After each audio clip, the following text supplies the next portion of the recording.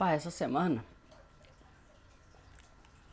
eu tinha pensado em falar sobre dar continuidade ao vídeo anterior, mas essa semana surgiu um assunto que eu tô refletindo sobre, que é o papel de um mestre, né, na vida de alguém. Então, eu enxergo isso mais ou menos da seguinte forma: a melhor forma de aprender alguma coisa para o humano é essa, ter um mestre, né? Então, por exemplo, para a criança, o primeiro mestre é a mãe. A criança observa, a mãe tem mais conhecimento que a criança, então a criança observa o que ela faz e tenta imitar. A mãe vai lá, corrige quando ela está fazendo errado alguma coisa e ela vai aperfeiçoando aquilo que ela está aprendendo. Mas isso se estende para qualquer relação discípulo-mestre, né? E aí, mais especificamente, né, a gente estava, um grupo que eu participo, a gente estava conversando sobre isso na vida intelectual, né? O mestre na vida intelectual e espiritual também. Bom, deixa eu falar algumas coisas para assentar a base aqui, porque eu acho que esse é um assunto muito vasto. Então eu vou colocar algumas possibilidades, você me ajuda a selecionar qual dos caminhos é melhor explorar. Assim. Um caminho que eu exploro há muito tempo é a teoria da aprendizagem e da transição cultural. Você já me ouviu falar, por exemplo, das experiências, dos experimentos do Piaget, do Vygotsky, do Brunner, que são caras que mostraram, por exemplo, a interação da mãe com a criança, como ela funciona. Você já me ouviu falar, por exemplo, da diferença entre cópia e imitação, né? Que a imitação não é uma coisa, a cópia é outra. Então, um caminho é olhar isso pela perspectiva da teoria da aprendizagem. Um dos defeitos da teoria da aprendizagem é que a teoria da aprendizagem ela tem dito muito pouco, provavelmente por razões ideológicas ou um viés natural do tipo de investigação que a teoria da aprendizagem conduziu. Ela se focou muito no como o aprendiz aprende e pouco em como o ensiniz ensina. Né? Eu estou usando ensiniz aqui porque eu detesto esse O educador e o jargãozinho. educando. Sim, eu detesto jargão.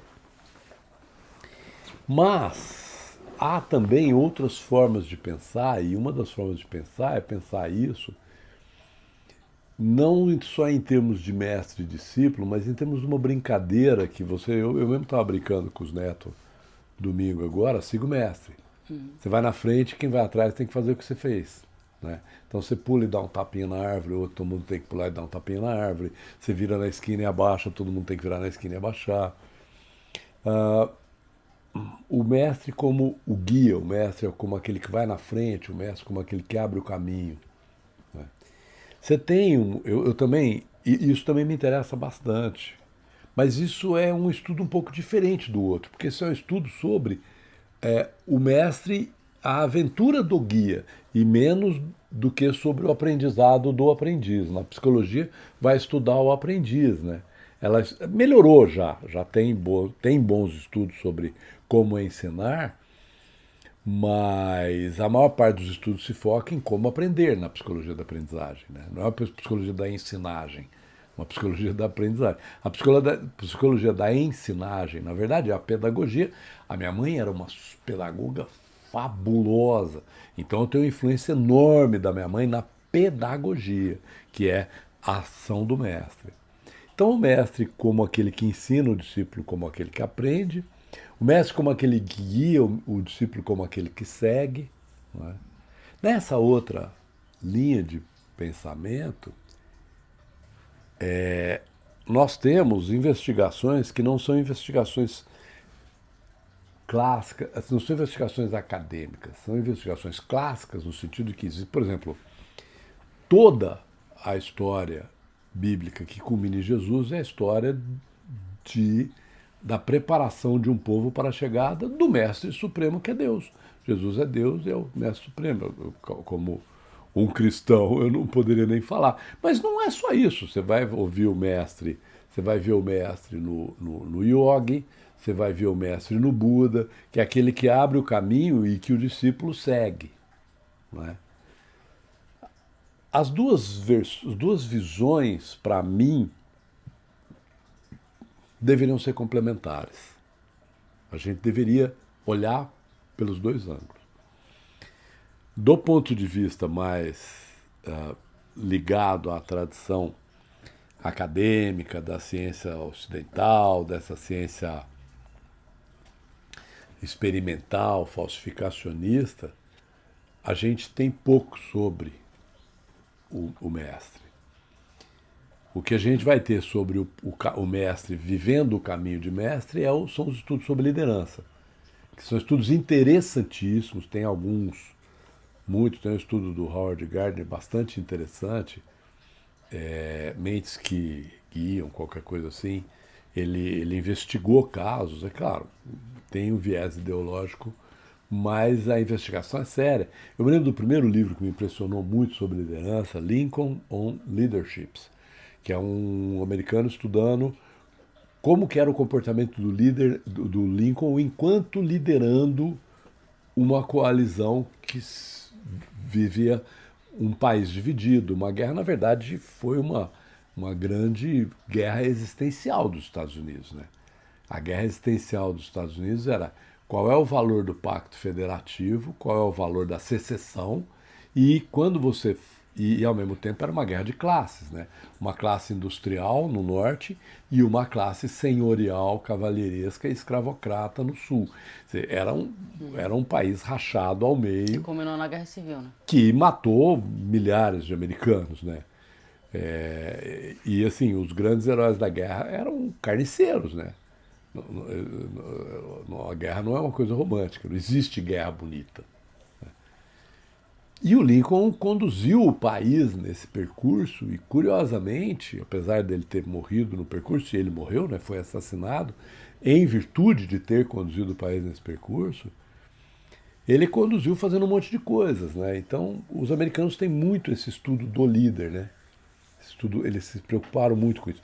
E no pessoal da ciência da administração, especialmente administração, economia, ciências organizacionais, há muito estudo, e alguns estudiosos são brasileiros, né? O Lauro de Oliveira Lima, por exemplo, é um cara que me impressiona muito o pensamento dele, o Agostinho Nicucci, escreveram sobre liderança e falaram coisas importantíssimas, articulando a liderança em relação ao grupo. Então, a primeira coisa que eu queria colocar é isso. Nós temos vários caminhos para pensar sobre isso. Nós temos o caminho do mestre enquanto visto pelo discípulo, do mestre aderindo a um caminho, do mestre como guia, do mestre como líder, e do mestre como aquele que de fato tem o que ensinar, que esse para mim é o caminho mais interessante para investigar. E aí é um problema sério investigar isso. Agora eu vou pedir seu testemunho, e que você interfira nesse debate, porque o meu pai era um grande mestre, a minha mãe era um grande mestre, meu avô era um grande mestre, minhas duas avós, as que eu convivi, eram grandes mestres. Seu avô era um grande mestre, sua avó era um grande mestre, seu bisavô era um grande mestre. O que era um mestre? Era um cara que você chegava perto da pessoa. Eu me lembro dessa posição de mestre. Eu tinha orgulho do meu pai, eu tinha orgulho de ser filho do meu pai. A gente estava falando hoje sobre negócio de revoltar contra pai. Quando meus colegas começavam a reclamar dos pais deles, eu falava assim, que dó. Mas seu pai, não sei o que, eu falava, mas de jeito nenhum, cara. Meu pai é um cara legal pra caramba. E meu pai não era um cara bonzinho, ele era bonzinho. Mas assim, ele fazia você lembra a história dele me acordando? Vou contar a história que o nosso preclaro ouvinte, prezadíssimos ouvintes, para chegar até aqui, tive que aguentar tapa, chuva, coisa na esquina ainda por cima, lotação, né? Meu pai, ele me chamava, eu falava, já vou. Aí ele ia na cozinha, fazia café, voltava, batia no quarto, filho, o café tá pronto. Eu levantava e ia tomar o café. Um dia ele me chamou, falei, já vou. Ele, filho, o café tá pronto. Eu não levantei. Ele tomou café, pegou o carro, foi embora e eu faltei da aula. Chegou na hora do almoço, eu acordei, era 9h30 da manhã, puto, perdi a aula. Achei uma delícia faltar da aula. Chegou na hora do almoço e falou, você não foi na aula, né? Eu falei, não. Eu falei, eu reparei. É lógico que ele reparou, ele me levou. Ele pegou e falou assim, ó, você não foi na aula porque você ficou ouvindo corrida de cavalo no rádio, né? Eu falei, é. Eu falei, então. O YouTube da época. Não tinha. Eu ouvia o Jockey Club na Rádio Eldorado, pegava rádio de 13 faixas, eu pegava avião das curtas, não conseguia pegar ela na ondas médias. Aí ele pegou e falou assim, amanhã de manhã é o seguinte, eu vou chamar uma vez só. Na segunda vez, eu não vou chamar, eu vou entrar no quarto. Se eu não estiver em pé, eu vou jogar um copo de água gelada na sua cara. E eu achei que ele estava tirando sarro na minha cara, porque o pai era muito engraçado. Ele né? era engraçado. No dia seguinte, menina, não lembro dele ter batido a primeira vez no quarto. Eu acordei com um copo de água gelada na cara. Eu levei um puta susto. E ele riu. Ele não ficou bravo. Ele riu e falou, você é bobo mesmo. Eu falei que eu ia fazer, você achou que eu não ia fazer? Nunca mais falei já vou. A coisa mais interessante é o fato de que ele não está sendo... Hoje em dia alguém ia falar que ele estava fazendo bullying, que é crueldade, ia matar o pobre filho do coração, alguma besteira dessas coisas aí. Mas esse é um elemento que eu vou contrastar com o outro. Ainda mais ou menos na mesma época, acho que isso da água na cara foi depois. Foi na 4ª série do ginásio. Na 3ª série do ginásio, o IETC mandou fazer uma camiseta com o símbolo de leão para desfilar no 7 de setembro. E a camiseta pinicava. E eu sou super chiliquento. E eu desfilei com a camiseta, mas cheguei em casa, tirei a camiseta, acabou o desfile, eu tirei a camiseta e virei ela do avesso, porque do avesso ela não pinicava. Só que dava para ver que ela estava do avesso, porque tinha um leão. E ele falou assim, você está com a camiseta do avesso? Eu falei, eu sei, eu pus assim. Você está com a camiseta do avesso? Ele ficou enchendo meu saco, eu estava com a camiseta, mas ele não mandou trocar não, ficou pentelhando. E eu comecei a usar a camiseta do avesso só para contrariar ele, porque eu adorava contrariar meu pai. É uma delícia contrariar o pai da gente, ainda mais quando a gente tem 13, 14 anos. E ele rachava o bico de rir com aquela coisa. Resultado, eu usei camiseta do avesso até casar com sua mãe. Com 26, eu casei com 27 anos. Com 27 anos ela falou, depois que a gente casar, você vai parar de usar a camiseta do avesso. Eu falei, só se eu usar outro tipo de roupa, porque eu não vou usar roupa que me pinica. Ela falou, tá bom, conversou com a minha mãe, as costuras das camisetas, assim, hoje é tudo algodão, naquela época a costura era feita com a linha de nylon. A minha mãe, pegou minhas camisetas e cobriu as costuras por dentro para eu usar do direito. Eu continuei usando a avesso. Quando eu cheguei na faculdade, eu fui visitar a Silvia, 20 anos de formado, 25 anos, fui visitar a Silvia, minha prima, e a Ana, minha querida amiga, lá na PUC e tal. A Silvia e a Ana, gente, esse aqui é o Ari, teve 2 comentários comigo. Esse é o que usava a camisa do avesso? O pessoal da faculdade, os alunos, parece que eu virei uma espécie de lenda lá na PUC. E a Ana falou assim, e viraram para ela assim, e que sumiu com o seu caderno? Ela falou, ele Nossa, que fama boa, hein? Então, eu queria usar meu pai como referência, porque essa referência você vai ter comigo. Tem coisas em relação às quais eu não vou transigir. E tem coisas em relação às quais eu vou falar, mas quem decide é você. Uhum. E tem coisas em relação às quais eu nem falo. É você quem copia. Eu lembro, por exemplo, de ver meu pai conversando e pensar coisas como, nossa, eu queria saber tanto quanto meu pai. Nossa, eu queria entender as... Às vezes, eu já tive essa conversa com você, né? Uhum. Eu falo pra você assim, pô, filho, na sua idade você sabe mais do que eu saber na sua idade. Você sempre acha estranho, né? Uhum, sempre é estranho. Por quê? Você tá sempre bem à frente, né? Assim, muitos anos à frente. E as pessoas confundem estudar com ler livro.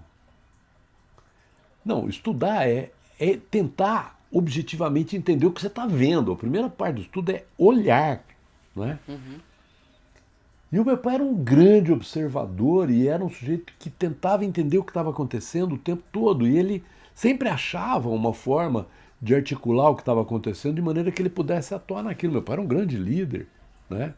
Ele fez coisas maravilhosas, assombrosas. Então, tinha os três pais. Tinha o pai que me disciplinava, mas ele não me disciplinava. Não foi legal acordar com um copo de água gelada na cara, tá? Não vamos disfarçar e falar que eu gostei. Eu fiquei muito Não, tem a história da assustado. couve também, do almoço. Não, a história da couve é melhor. Pra ver o tipo de Ele almoço. queria, eu vou contar a história que é legal. Eu tinha mania de estar comendo assim e dava o copo para alguém pôr comida, para pôr água pra mim. E não falava nada, né? E meu pai era muito exigente com relação à etiqueta, a maneira como você se comporta na situação, do jeito que você Tirar fala, como chapéu é que na você mesa, eu lembro senta, tira o disso. chapéu na mesa, levanta quando entra uma mulher na sala. Meu pai era ele era muito príncipe assim, né? Tem que seguir, que é uma coisa que eu também sou, inclusive adoro e valorizo profundamente. Seja gentil, seja educado, seja cortês, né? A minha mãe falava que etiqueta é a ética dos pequenos gestos. Ela não é uma ética pequena. Ela é a expressão da ética naquilo que é pequeno, né?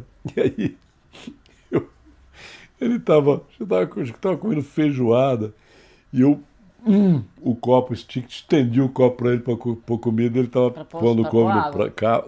tava pondo couve no prato dele, ele pegou couve e pôs dentro do meu copo, assim, me devolveu. Eu olhei para ele, ele me olhou, peguei e comi a couve, né? Que eu também não ia dar o braço a torcer. Eu lembro, por exemplo, dele propor, você vai lembrar disso, concurso de charada, trocadilho. Ultimamente a gente tem feito desafio, né? Então, a questão do mestre olhado de dentro, e agora eu vou te pedir o seu testemunho, porque você claramente se comporta em relação a mim de uma maneira muito parecida, você e suas irmãs, muito parecida com a maneira como eu me comportava em relação ao meu pai. Não é falta de crítica, vocês têm críticas ao meu comportamento, não é isso, não é uma coisa do tipo a idolatria do pai, nada, mas há também da parte de vocês um reconhecimento. Não, peraí, como eu reconheço meu pai? O que eu penso aqui? O, o mestre dos mestres é Jesus Cristo. É um cara que, vamos criar uma proporção moderna. Nasceu na Laje, pregou em Biraci, foi crucificado em Franca e mudou o mundo. Sim, Gostei. não é? Você nasceu na Laje, né? Cresceu em Biraci.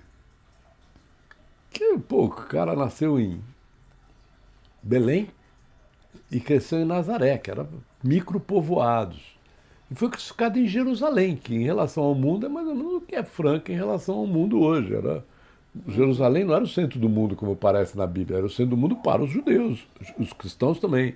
Mas assim, Jerusalém era um Era pequeno. protetorado romano que tinha um tribuno com uma centúria. Uma centúria tomava conta de Jerusalém. Primeira vez, quando os judeus se revoltaram, que é a revolta de 70, a revolta de Massada, os romanos mandaram um exército lá e mataram todo mundo. A ditadura romana, o pessoal fala dos nazistas, os nazistas foram horrorosos, mas os romanos eram piores que os nazistas, crucificavam gente. E aí, o que eu vejo nesse sentido do mestre, e eu vou começar por Jesus.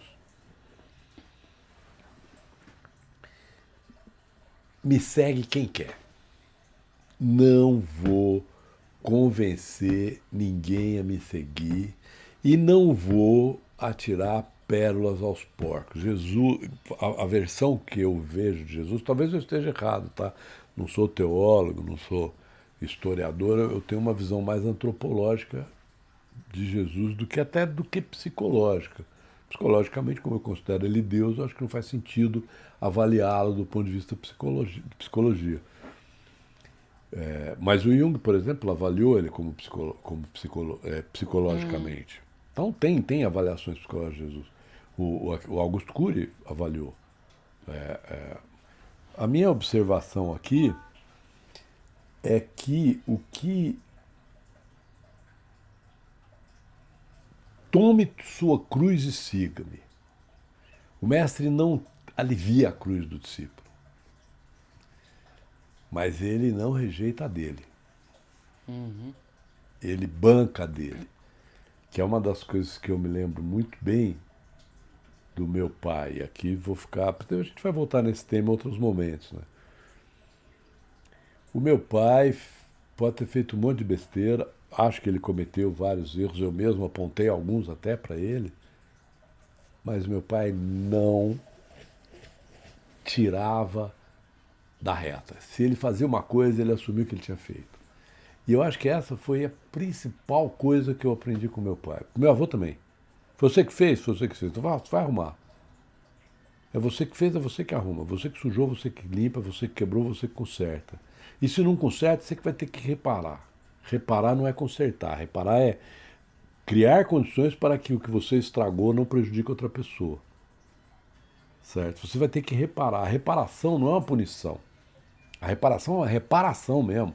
Você estragou esse negócio, você tem que consertar. Ah, mas eu quebrei, não tem jeito de consertar perfeitamente. Então, como é... Tem a história do Héracles e do Atlas nos dois trabalhos de Hércules do Monteiro Lobato, que o Atlas carregava o peso do mundo nos ombros, né, nas costas.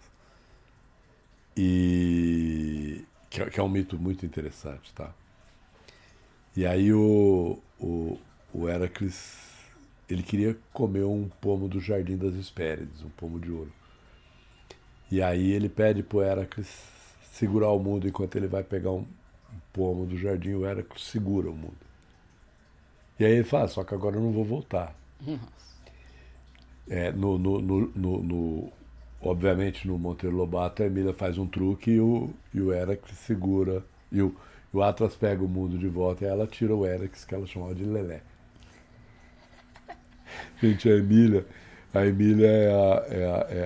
é a personagem mais interessante da literatura brasileira.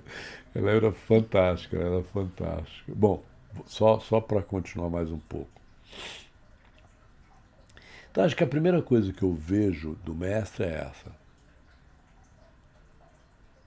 E o que essa capacidade dele de assumir a própria cruz, carregar a própria cruz e convidar o discípulo a carregar a cruz do discípulo. Os discípulos de Jesus não carregaram a cruz de Jesus, cada um carregou a cruz dele. Sua própria cruz, está na Bíblia. A sua própria cruz. E a completa humildade que Jesus demonstrou ao assumir a própria cruz. O que é a humildade? É a obediência aos desígnios de Deus. Qual era o desígnio de Deus? Ele estava aqui para obedecer até o inferno, né? Ele ficar separado de Deus, sendo Deus. Por isso que ele vem como filho e ele vem como filho de Deus e ele ressuscita como Deus. Então ele ressuscita como o que o homem pode ser. Jesus ressuscitado é o homem possível, que a gente tenta ser, obviamente, é difícil pra caramba. E muitas vezes a gente não consegue. Mas essa humildade de aceitar que as coisas estão na mão de Deus. Acho que essa humildade é crucial e ela vai se espalhar em várias áreas, inclusive na área intelectual, né? Pedindo seu testemunho. Quando você provou que eu estava errado, eu mudei de ideia, concorda? Sempre. Poucas das vezes, sim. É porque é difícil provar que eu sou bom de debate, né? E, inclusive, tem uma coisa sobre isso que eu aprendi que tem a ver com a ideia de você receber um discípulo. Receber um discípulo é uma tarefa tão difícil quanto receber um filho. E para o homem, o filho é sempre adotivo, porque ele nasce na barriga da mulher. Tá legal? Então, todos, por isso que eu adoto um monte de filhos, né? Um monte de discípulos. Assim, alguns me chamam de pai, né? Eu tenho netos postiços, é bastante interessante. Que é a posição do patriarca, né? Abraão, Moisés, né? O pai. Mas a ideia básica do adotar é o pai adota o filho que vem da barriga da mulher. Eu lembro quando você nasceu, precisava cortar a unha. Eu fiquei tão chocado que você nasceu com a unha comprida. Eu falei, gente, ela acabou de sair da barriga da Valéria e eu já tenho que cortar a unha dela. Que coisa mais maluca do mundo. Foi a coisa que me deu uma noção do que era. Assim, primeiro choque de paternidade, blow my mind, sabe aquela coisa? Que trem maluco é esse? O bicho nasce com a unha comprida. Legal.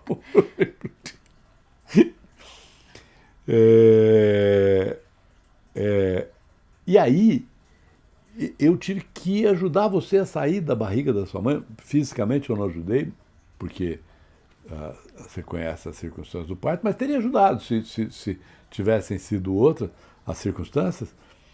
Mas aí eu tive que guiar você para o mundo, porque a sua mãe gerou você, produziu você, educou você, mas a sua mãe tem que deixar você ir embora, porque você tinha um cordão umbilical com ela. E quem teve que cortar o seu cordão umbilical com ela fui eu.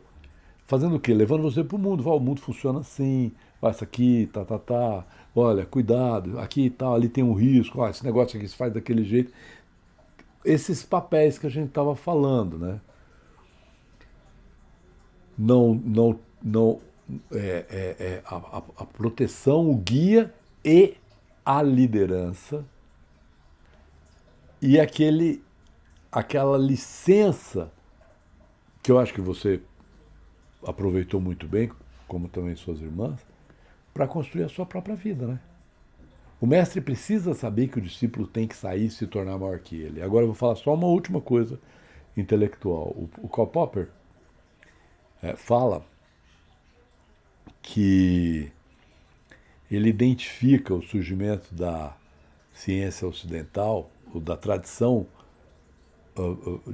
da razão científica, da tradição racional ocidental, num fragmento do Tales, um filósofo pré-socrático da escola jônica, da Jônia, né?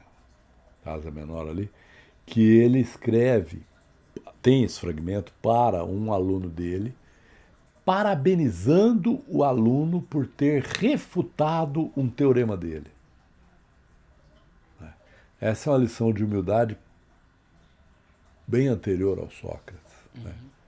Humildade intelectual. Orgulhar-me pelo fato de que você se tornou uma pessoa melhor do que eu.